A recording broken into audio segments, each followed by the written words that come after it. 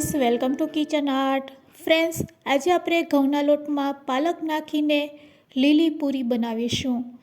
સાથે બનાવીશું બટેટાનું ઝટપટ બની જાય તેવું શાક. તેમાં છેલ્લે એક એવું ઇન્ગ્રીડિયન્ટ્સ નાખીશું જેનાથી આ શાકનો ટેસ્ટ 4 ગણો વધી જશે. તો ચાલો રેસીપી શરૂ કરીશું. રેસીપી સારી લાગે તો લાઈક અને શેર કરજો. મારી ચેનલ ઉપર નવા હોય અને મારી ચેનલને હજુ સબસ્ક્રાઈબ ન કરેલ હોય તો સબસ્ક્રાઈબ કરી બાજુનું બેલ બટન દબાવવાનું ભૂલશો નહીં, જેથી કરીને તમને મારા નવા વિડીયોનું નોટિફિકેશન મળતું રહે. તો સૌથી પહેલાં અહીંયા આપણે ગેસ ચાલુ કરીશું. કઢાઈમાં પાણી એડ કરશું અને પાણી એડ કર્યા પછી 1 વાટકી જેટલા લીલા વટાણા એડ કરશું. સાથે એડ કરશું પાલક. તો ફ્રેન્ડ્સ, અહીંયા આપણે પાલક અને વટાણાને બોઇલ કરીશું. થોડાક પાલક અને વટાણા બોઇલ થઈ જાય પછી આપણે ગેસની ફ્લેમ બંધ કરી દેવાની છે. પાલક અને વટાણા સાથે આપણે મીઠું પણ એડ કરશું. તો થોડુંક મીઠું એડ કરીને હવે ગેસની ફ્લેમ હાઈ કરી આ પાલકને આપણે બોઇલ કરી લેશું. તો આપણે લીડથી તેને ઢાંકી દેશું. 2 જ મિનિટમાં તે એકદમ સરસ કૂક થઈ જાય છે. ઓવરકૂક નથી કરવાના, બસ પાણી ઉકળવા લાગે અને પાલક થોડીક સોફ્ટ થઈ જાય તેના માટે આપણે તેને બોઇલ કરી રહ્યા છે. તો અહીંયા પાલક સરસ કૂક થઈ ગઈ છે. ચાલો હવે આપણે તેને ચેક કરી લઈએ. 2 મિનિટ થઈ ગઈ છે અને 2 મિનિટ પછી તમે લીડ ઓપન કરશો તો તમને ખ્યાલ આવી જશે કે પાલક અને વટાણા બંને સોફ્ટ થઈ ગયા છે. આ રીતે સોફ્ટ થઈ જાય એટલે ગેસની ફ્લેમ બંધ કરી દેવાની છે અને તરત જ તેને આપણે મિક્સર જારમાં લઈ લેશું.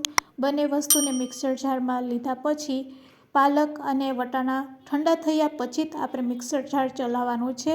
તો આ રીતે ઠંડા કર્યા પછી મિક્સર જારમાં આપણે 1 લીલું મરચું સમારેલું, આદુના ટુકડા અને થોડીક કોથમરી એડ કરશું અને તેની એક સરસ પેસ્ટ બનાવીને રેડી કરી લેશું. તો ફ્રેન્ડ્સ, પૂરી માટેની એકદમ સરસ ગ્રીન પેસ્ટ અહીંયા બનીને રેડી છે. હવે આપણે ઘઉંનો લોટ લેશું. તો મેં અહીંયા 2 વાટકી જેટલો ઘઉંનો લોટ લીધો છે. તમારે કોઈ પણ 1 વાટકી સેટ કરી લેવાની છે અને તે જ વાટકીના માપથી અહીંયા હું 2 વાટકી જેટલો ઘઉંનો લોટ લઈ રહી છું. જો પરફેક્ટ માપ સાથે તમે આ પૂરી બનાવશો તો તમારી પૂરી એકદમ સરસ ગ્રીન લાગશે. સાથે ખાવામાં એટલી ટેસ્ટી લાગે છે કે પાલક નથી ખાતા તે પણ માંગીને ખાશે અને તમારા બાળકોને પણ તમે પાલક ખવડાવી શકો છો આ રીતે, કારણ કે આપણે સૌ જાણીએ છીએ કે પાલક હેલ્થ માટે કેટલી બેનિફિટ છે. તો હવે ઘઉંના લોટમાં આપણે 1 ચમચી ચણાનો લોટ, અડધી વાટકી જેટલો ઝીણો રવો એડ કરવાનો છે. લોટ જેટલું મીઠું એડ કરી દઈશું સ્વાદ મુજબ અને 2 ચમચી જેટલું તેલનું મોણ આપીશું. હવે આ વસ્તુને આપણે સારી રીતે મિક્સ કરી લેશું. એટલે કે લોટમાં પહેલાં મોણ આપી દઈશું અને પછી જે આપણે ગ્રીન કલરની પેસ્ટ બનાવેલી છે તે બધી એડ કરી દઈશું.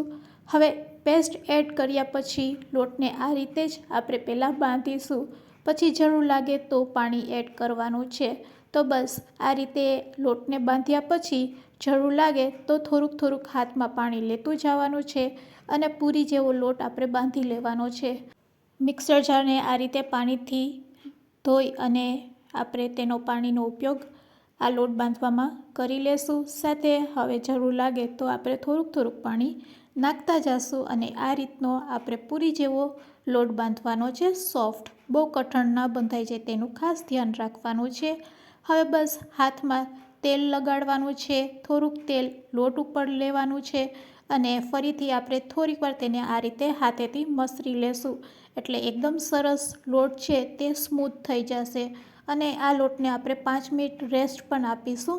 તો 5 મિનિટ રેસ્ટ આપીએ છીએ ત્યાં સુધી આપણે શાક વઘારવા માટેની એક પેસ્ટ બનાવીશું. તેના માટે 1 મીડિયમ સાઇઝનું ટમેટું, 3 થી 4 કરી લસણ અને આદુના ટુકડા નાખી આવી પ્યુરી આપણે તૈયાર કરવાની છે. ગેસની ફ્લેમ ચાલુ કરી કઢાઈમાં તેલમાં જીરું એડ કરવાનું છે, હિંગ એડ કરવાની છે. જીરું સરસ કકળી જાય એટલે ગેસની ફ્લેમ બંધ કરી દેવાની છે. ગેસની ફ્લેમ બંધ કર્યા પછી ચપટીક હળદર, ચપટીક ધાણા જીરું પાવડર, લાલ મરચું પાવડર, કાશ્મીરી લાલ મરચું પાવડર, આ બધા મસાલાને સાતરી લેવાના છે.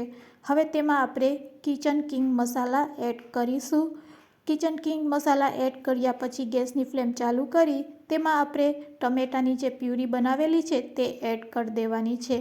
પ્યુરી એડ કર્યા પછી ગેસની ફ્લેમ ચાલુ કરી દેવાની છે. સ્વાદ મુજબ મીઠું નાખી દેવાનું છે અને બસ બાફેલા બટેટાને આ રીતે હાથેથી જ આપણે મેશ કરીશું અને અચકચરા આ રીતે મેશ કરી 3 મેં મીડિયમ સાઇઝના બટેટા લીધેલા છે બાફેલા.